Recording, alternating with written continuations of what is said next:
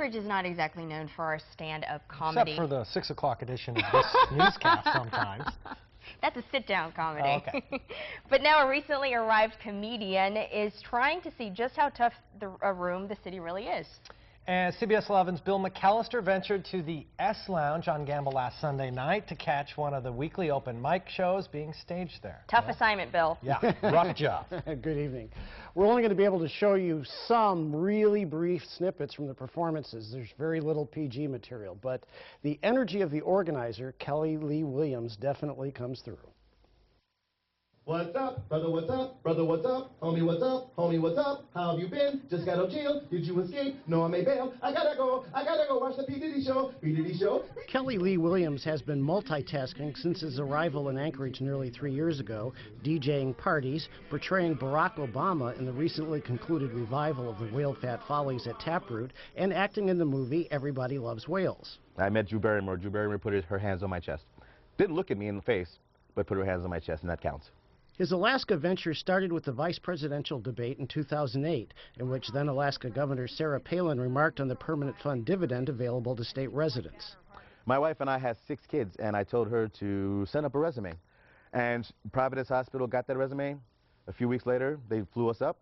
6 weeks later after that, we were moving. The Chicago native was not impressed with what he saw in local stand-up comedy.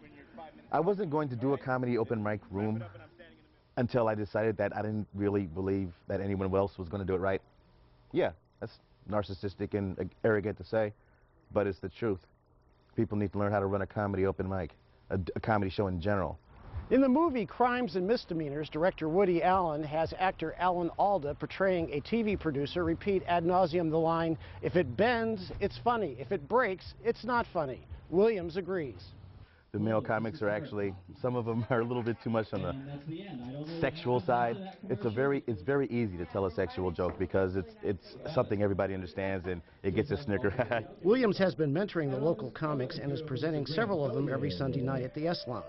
One reacted to our presence at the last show. I work for a news organization, so if you could not show this to anybody at your work that could possibly hire me in the future, that would be really nice. So I'll just pretend you're not there, just pretend I'm not here. Another told an art joke about the ceiling of the Sistine Chapel. There's a depiction there of God reaching down from the clouds to touch the hand of man, just like this. And I just know that Michelangelo was painting that the whole time, giggling his ass off, going, "Go ahead, pull my finger." And of course, there are the crude jokes. I couldn't decide whether I wanted to hike, bike, paint my garage, or just get blind drunk and pass out on my lawn naked. And so, I know, these are the choices I have. Williams has statewide ambitions. I'll go anywhere, Juneau. I'll go to the villages to do comedy. I want to do comedy everywhere. I want to go to Barrow. I seriously want to go to Barrow and do a comedy show. And he's not afraid to promote his Sunday gigs. So it's free, 9 p.m., S Lounge, free! What else do you want? Come on! Thank you very much. Now, Williams makes a distinction between comics and comedians, and we inadvertently called him a comic on our graphic at the beginning of the story. He says comics focus on themselves and tell jokes at random and have no backup plan when a joke bombs. On the other hand, he says comedians are in tune with the specific audience before them and pull the happy out when it's not there to start with. And today, Williams says he's confirmed that he will open for comedian Wanda Sykes at her Denina Center performance on September 17th. Sean and Grace.